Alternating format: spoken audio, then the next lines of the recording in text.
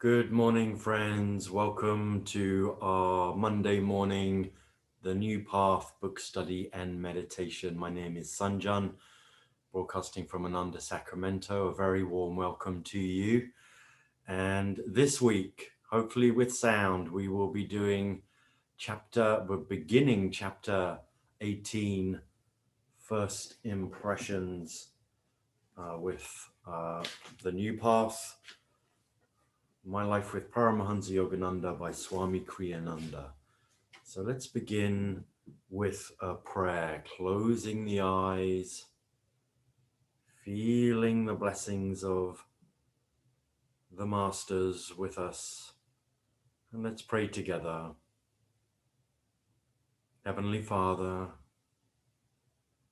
Divine Mother, friend, beloved God, great masters of self-realization, Jesus Christ, Babaji Krishna, Lahiri Mahashaya, Swami Sri Yukteswar,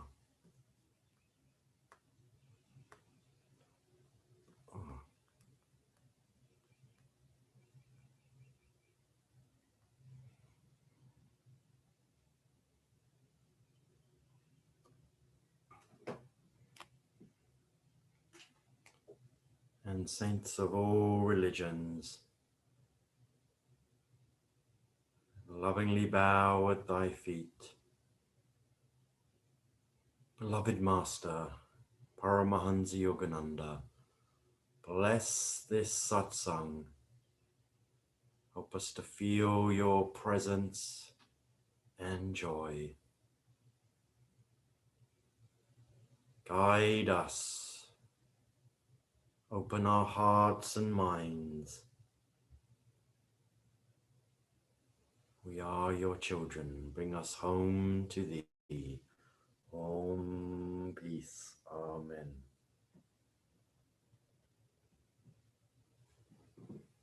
Okay. I got a little confused in there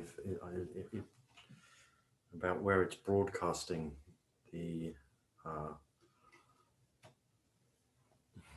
the program.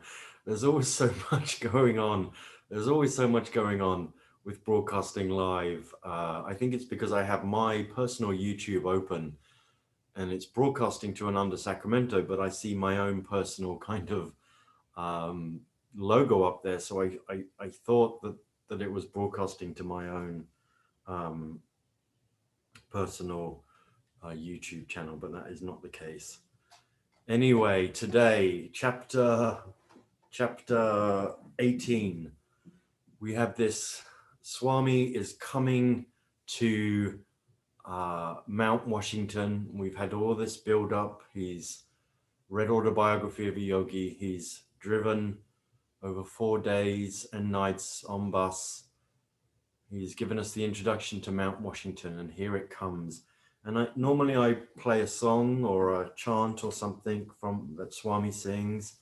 I thought I'd do a Whisper from Eternity. I've just done a Whispers from Eternity retreat, and this whisper is just wonderful, and it feels just like Swami's coming, letting go of his past, and he's coming to Mount Washington now. So let's just close the eyes, feel the blessings, visualizing, feeling this whisper from eternity, a prayer demand that came to Master from God and that he spiritualized. I have burnt my past, destroying every seed of evil destiny. I have stridden bravely through the strewn ashes of my past and future fears. I am the eternal now, having torn to shreds my enclosing cocoon of ignorance with the sharp knife of free will. Now I am thy soaring butterfly of eternity, flitting freely through immeasurable skies of time. The beauty of my wings I spread out through nature everywhere to entertain all beings. My wings are sprinkled with suns and stardust. Lo, I am beautiful. May every silken thread that shrouded my past folly be severed forever. See, they trail now behind me, only adding to my beauty as I wing my way to my own self in thee. I wish we could do a little more of that and repeat it again and again. However, the new path, hopefully the sound comes through. I think I've learned from last week. I haven't yet re-recorded it. I will re-record it. I had a lot come up last week, so unexpectedly. So here will be today's class 18. I'm going to listen in on my phone just to check the sound is coming through. And let's begin. Chapter 18, First Impressions. Reverend Bernard, the disciple I'd seen briefly in Master's interview room at the Hollywood Church, drove Norman and me to Mount Washington. On our way, we stopped by the bus terminal to pick up my bag. My first glimpse of Mount Washington Estates as we entered was of tall palm trees along both sides of the entrance driveway, waving gently in the slight breeze, as if to extend a kindly greeting. Welcome, they seemed to murmur. Welcome home. Norman showed me about the spacious grounds. We then went and stood quietly above the 2 tennis courts, which Norman said were now used for gentler, more yogic forms of exercise. In silence, we gazed out over the city far below us. Yes, I reflected, this was home. For how many years I had wandered, Romania, Switzerland, England, America, and so many countries fleetingly in between. Always my feelings, if not my nationality, had stamped me a foreigner. I had begun to wonder if I belonged anywhere. But now suddenly I knew that I did belong, right here in this ashram, here with my guru, here with his spiritual family. Yes, I decided happily, all of these people here were my true family too. Gazing about me, I breathed deeply the peace that permeated this holy place. Norman stood by my side, wordlessly sharing my elation. After a time, we both faced the opposite direction and looked up across an attractive lawn towards the large main building. Calmly self-contained, it seemed to suggest an almost patrician benignity. Master's rooms are those on the top floor to the right of us, Norman said, pointing to a series of third-story windows at the eastern end of the building. And that, he indicated a room that protruded outward above the main entrance, is the sitting room where he receives guests. Women disciples live on the second floor, he continued, and also on the third floor to the left of Master's apartment.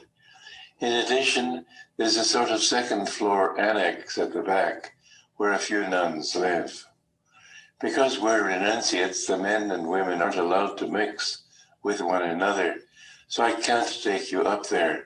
But come, I'll show you around the first floor. That part is more or less public. He led me into a spacious lobby, simply and tastefully furnished. We passed through a door at the eastern end into 3 rooms that had been converted into a print shop. Proceeding towards the back of the building, we crossed over a narrow bridge that overlooked a small interior garden and entered the main office, which, this being Sunday, was empty of workers. From here, Norman explained to me, books, printed lessons, and the continuous stream of correspondence went out to yoga students around the world. We re-entered the lobby at the western end. Here, large sliding doors opened into a chapel, where we found two nuns seated together at an organ, one of them playing selections from Handel's Messiah, the other one listening. They looked so relaxed and happy that I forgot the role for a moment and greeted them. The dignified yet kindly way they acknowledged my greeting, without in the least encouraging further conversation, impressed me. I was impressed also by the tasteful simplicity of my new home. Everything looked restful, modest, and harmonious. Leaving the chapel, I turned eagerly to Norman. "Where do the men live?" "In the basement, most of them," he replied laconically. "The basement?" I stared at him incredulously. Then suddenly we were both laughing. After all, I told myself, what did it matter? If humility was a virtue, anything that encouraged it must be considered a blessing. We went downstairs to the men's dining room, which, Norman explained, had once served as a storeroom. Without windows, it stood at the dark end of a dim hallway. The only light in the room came from a single light bulb. In a small adjoining room, all the monks showered, brushed their teeth, and washed the dishes. Meals were brought down 3 times daily from the main kitchen upstairs. "Come," said Norman, "let me show you our rooms.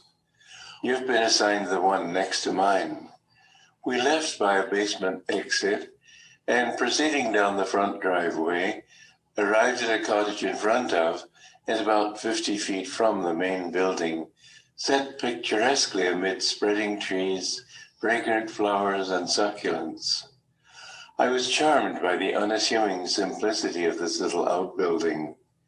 Here, decades earlier, Norman explained, the hotel guests had waited to take the cable car down to Marmion Way. Recently, he went on, smiling, the waiting room had been, quote, renovated after a manner of speaking, and divided into sleeping quarters for 2. His was the larger of the new rooms, mine was the smaller.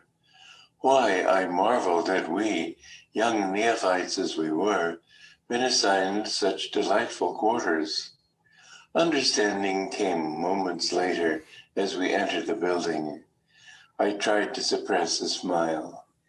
Here, set so idyllically amid stately grounds, was a scene incongruously reminiscent of the hasty reconstruction that must have followed bombing raids during the war. Schoolboys, Norman explained, had done all the work. As I examined the consequences, I wondered whether the boys hadn't considered the windows and the window frames separate projects altogether. At any rate, the windows hung at odd angles, as though disdaining to have anything to do with mere frames. Months later, as if to atone for their stern aloofness, they extended a friendly welcome to the winds of winter to come in and make merry. The walls, made of plasterboard, had been cut more or less according to whim. They did manage to touch the ceiling, shyly, I thought, here and there. But the gap between them and the floor was in no place less than 2 inches. The resulting periphery made a lair, conveniently dark, for spiders and insects of other kinds. It was the floor, however, that provided the pièce de résistance. It appeared to be composed of a cross between pumice and cement. This substance, I later learned, was the proud invention of Dr. Lloyd Cannell, the alternate minister at our church in San Diego. Dr. Cannell had boasted that his product would outlast the Taj Mahal, but in fact it was already doing its best to prove the biblical dictum, "Dust thou art." Every footstep displaced a part of this miracle substance, which rose in little clouds to settle everywhere, on clothes, books, bedding, furniture. Not that the room held any furniture, except for a hard wooden bed which, Norman assured me, improved one's posture. The small closet had no door to protect clothes against the ubiquitous dust. With Norman's help, I found an old, discarded quilt in the basement storeroom.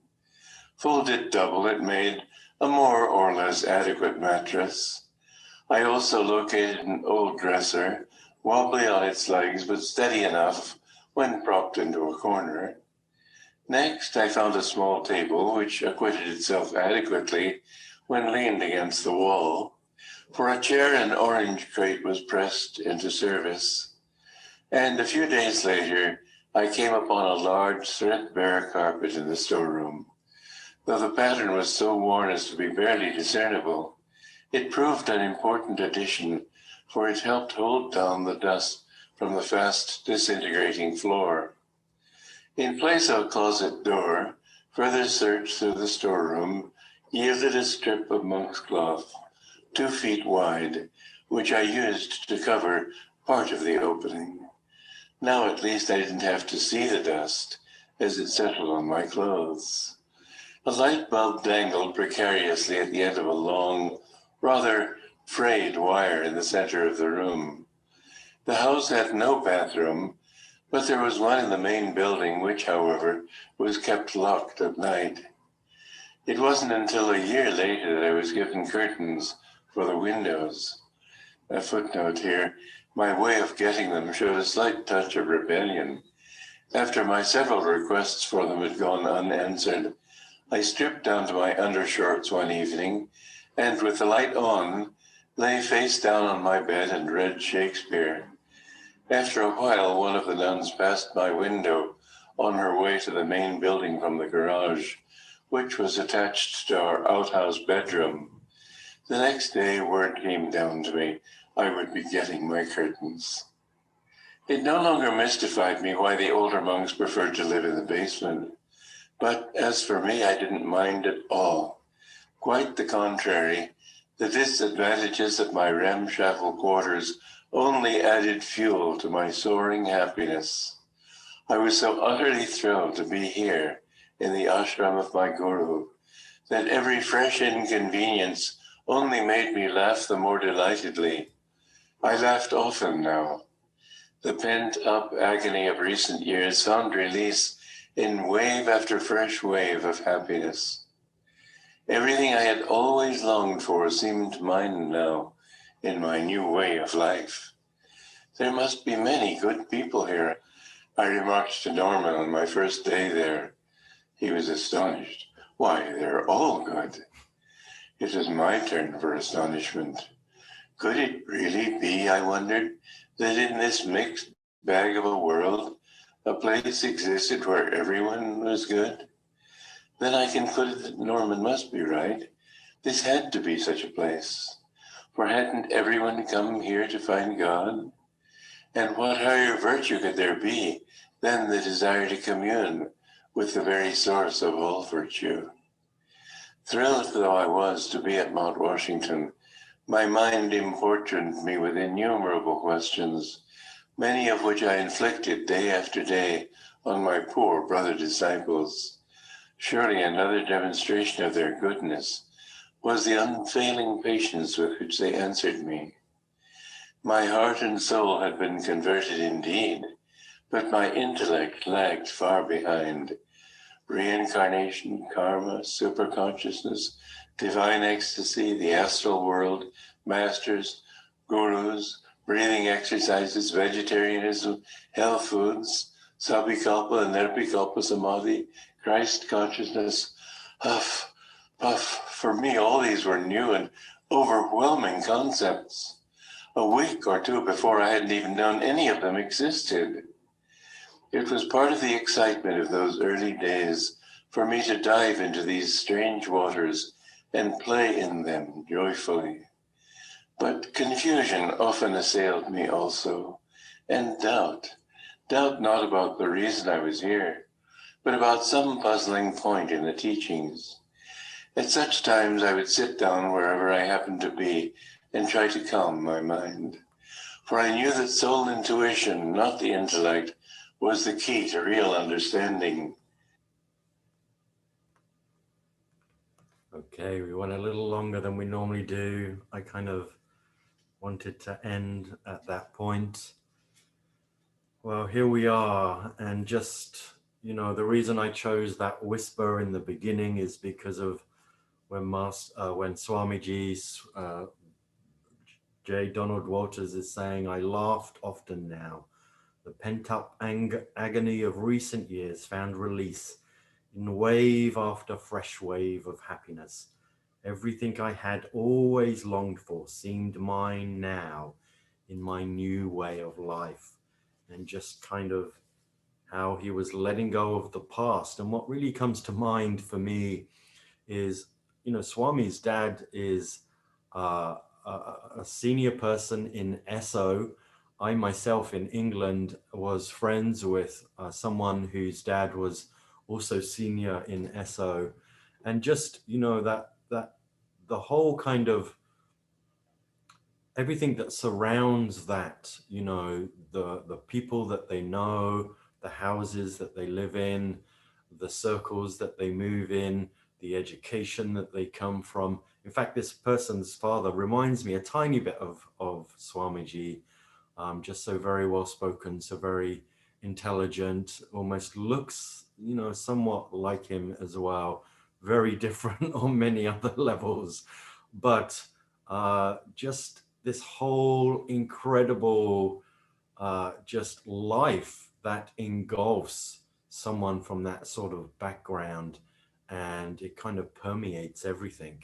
And here is Swami, the young J. Donald Walters, coming into Mount Washington and being told the basement but then the important thing that I really draw from this is just this deep enthusiasm that Swamiji has to really dive into the teachings, into becoming and being humble. He's drawn out from Autobiography of a Yogi already the importance of humility. He's drawn that out of that wisdom, that we want to let go of our likes and our dislikes and be humble, and that humility is what God really is pleased with. And so again, he's just able to pick out those key ingredients. What do we pick out from autobiography? He's done that. He's read it this is really 5 days earlier, to this point where we've got to right now, that he's read Autobiography of a Yogi. And of course, it reminds me, of course, I think for all of us, this feeling of coming home. For those that live at Ananda or are connected to Ananda, this coming home to our fellow Guru Bhais, our fellow seekers, that we have, I think many people at Ananda have never quite felt quite at home in life outside of this path. And Swami has said that we have been together before. That's why we're able to connect so deeply, obviously, through the vibration of Master and meditation and service and satsang study and all of these things. But that there is a reawakening and that we have been together. And so Swami, these years of anguish have brought him to Mount Washington Estates, and here he begins to open up it. I mean, here, what also comes to mind for me is just how myself and people that come now come to Ananda. We kind of rock up at Ananda Village and the communities here in Sacramento and Palo Alto and Portland and Seattle and everywhere, that there are communities, Italy, just how everything is just perfectly created. Nayaswami Devashi would often say in service when I was first at the village, when he did Sunday service, that we get to live like millionaires, even though we're on a very tight budget, because You have these gorgeously kept grounds, roads, beautiful tulips that thousands of people come to see, beautiful temples, lakes, and just scenery and vistas. You know, the feeling and the presence of the divine is very tangible, particularly at Ananda village. I think at all of the communities for sure. But, you know, this has been there for 50 years now. You know, it's been worked on by many people, a lot of meditation. Swami Kriyananda's lived there. And so you kind of, we come in and there isn't much of, you know, the windows and the window frames not matching and the walls not going up quite to the ceiling or to the floor. It's not often that those sorts of things happen now. And of course, it reminds me of hearing the stories of that first winter when Ananda was up at the meditation retreat and Shivani stayed. I can't remember who else stayed. Maybe it was Satya. I'm not quite sure who else, but I remember Shivani stayed, you know, in her little caravan, eating, I think, very simply. I think it was rice and maybe some milk. I can't quite remember the exact details of that, but just those very humble beginnings that Ananda was, but everyone so excited and thrilled to be here, and bringing up once again my own coming to Ananda village, even though it's this beautifully kept and wonderful visually and in the material world as well as the astral and the spiritual, but just coming with that sense of excitement. And I remember arriving Easter Sunday evening, and I had been driving 15 hours on the Saturday from Wisconsin and then 17 hours on the Sunday. And it was, as I arrived in California, the snow, there was kind of snow, and I had driven in snow in Wisconsin, but I wasn't used to these steep and windy roads of California, and it wasn't bad, but it's certainly after 15 hours and 17 hours, I was kind of almost shaking. And I remember eventually pulling up about 9 o'clock at night and just going into the expanding light, which I'd been to before.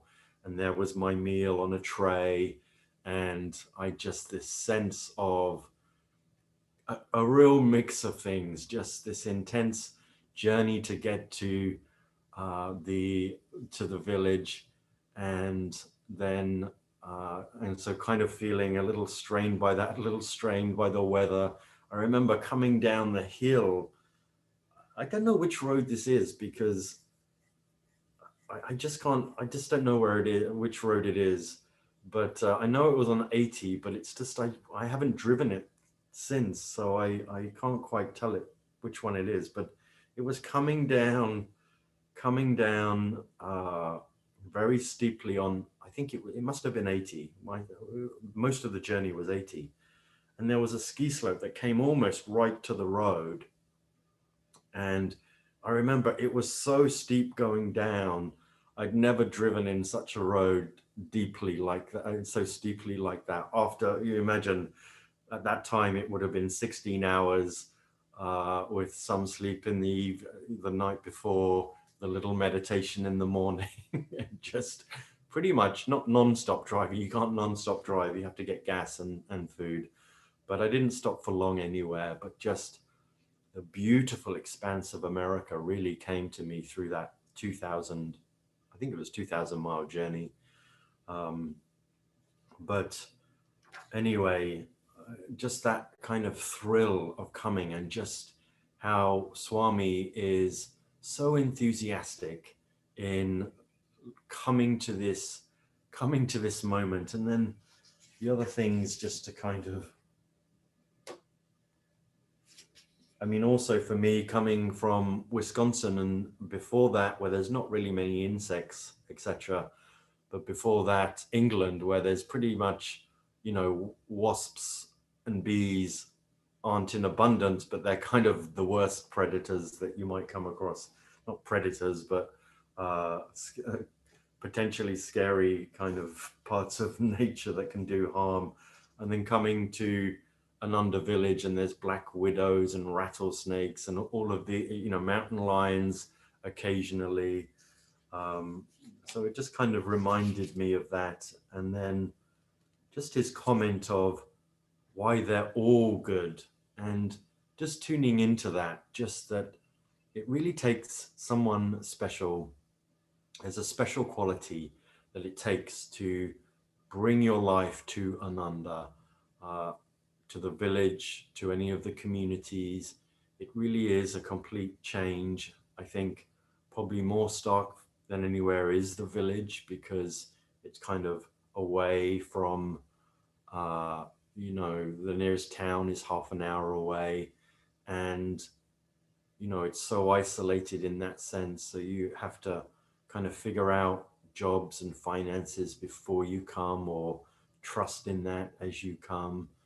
And also there's I know it's kind of changing these days, but kind of roughly a year to a year and a half kind of integration process of karma yoga, and all of the different other programs as well. And so it takes a special kind of person. And we usually, whether we're in a community or whether we're outside of a community but coming to it, or whether we are living in an Ananda village, there's usually a karma involved in getting to this moment.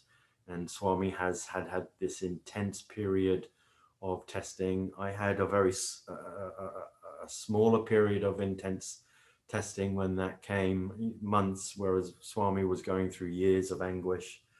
I think we all have our own stories. Typically, there's some sort of challenge to come to Ananda and to this moment. And then just this amazing part that I really wanted to, I mean, I do DoorDash at the moment during the pandemic, just to earn some money. And so I was DoorDashing yesterday, and I was listening to this this chapter, and it just went into the next chapter, and it was just so engrossing just to listen to the whole story. It takes a bit of discipline just to focus on what we have covered today, because I just so much want to go on.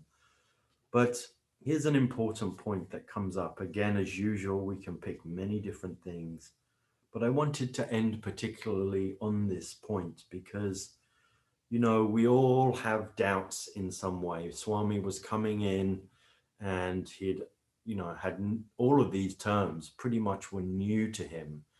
And he had said previously that he had to put on a shelf this kind of, a lot of the things that were shared in autobiography, and still now all these things, reincarnation, karma, superconsciousness, but etc., etc. But also for all of us coming to Ananda, you know, sometimes there's things that we have to put on the shelf, not only in the esoterical kind of understanding of things, but how things are run, how people are, all of those things. Sometimes we have to kind of just trust and be loyal that there is a method to the seemingly madness of it all.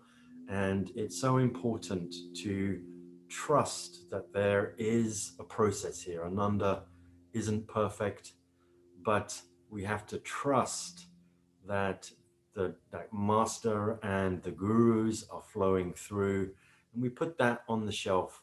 And very often, over our growing depth of understanding and experience, our deepening of our discipleship and our attunement, we begin to realize that actually there's wisdom in the things that are set out. That doesn't mean the things can't be improved and changed, but there is an inherent wisdom in how Ananda is run, and our own deepening understanding of what Ananda is. But the one point I want, but also there is the esoteric aspect as well.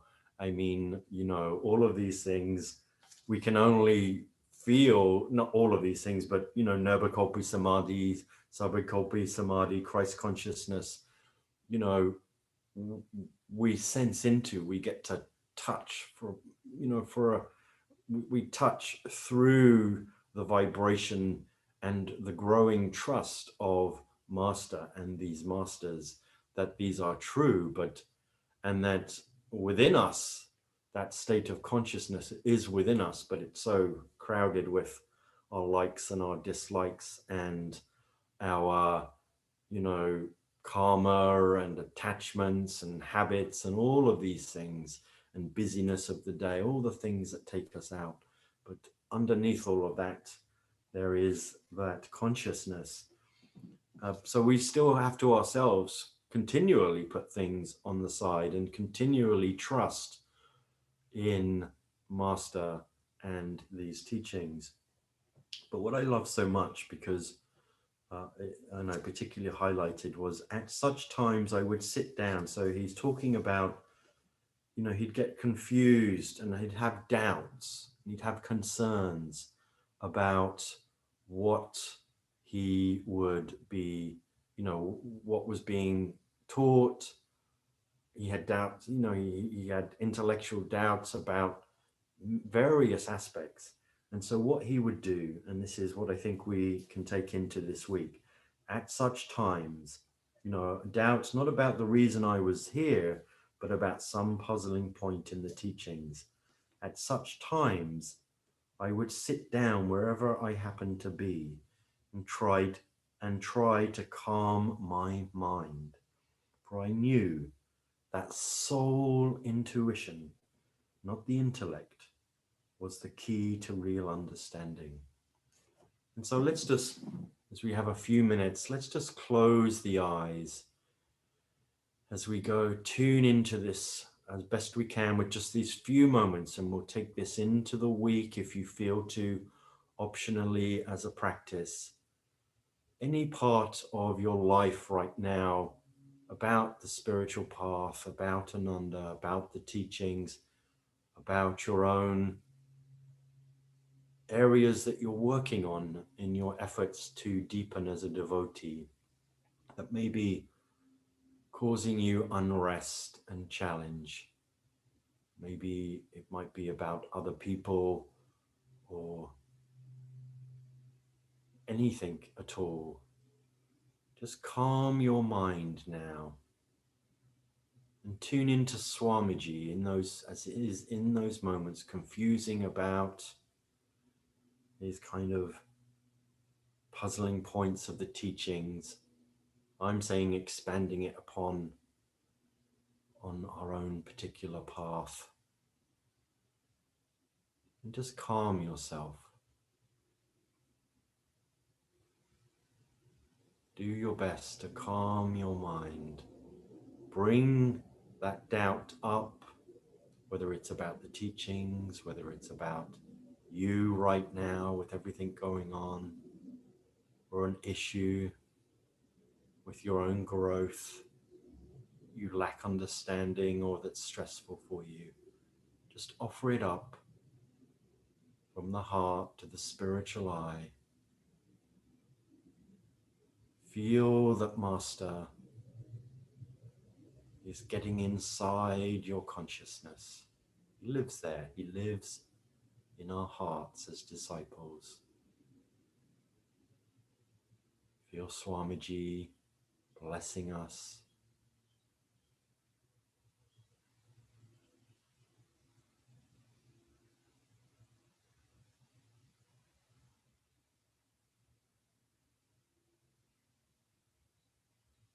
And rather than trying to think of a solution, just open the heart, open the mind, offer yourself in humility, with humility.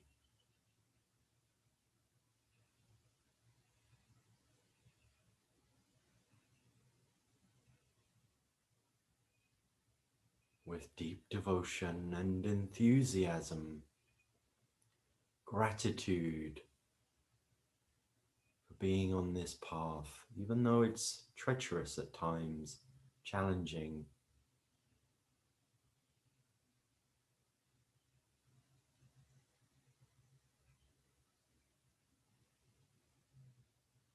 Offering all of ourselves.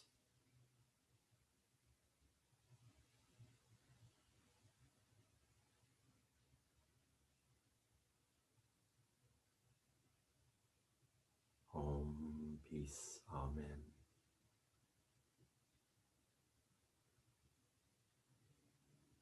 Well, in many ways, I always think we could do a 2-hour class and it would still be rich. I'd probably have a dry voice afterwards, but there's so much to dive into here. Read this chapter again, read this beginning again. You can practice what I've just shared with you this week, but maybe other things come up to mind for you. If you want to read from this, so we're on page 189. We finished within the penultimate paragraph. So we start on the very last paragraph on page 189. My greatest help at this time, apart from Master himself, was Reverend Bernard. That's where we'll pick up next week, and have a blessed day and a blessed week. Enjoy, meditate on these things, pick up these practices and see your life change as your discipleship and attunement deepens through tuning into this great, great book, and really a scripture in its own way. Om, peace.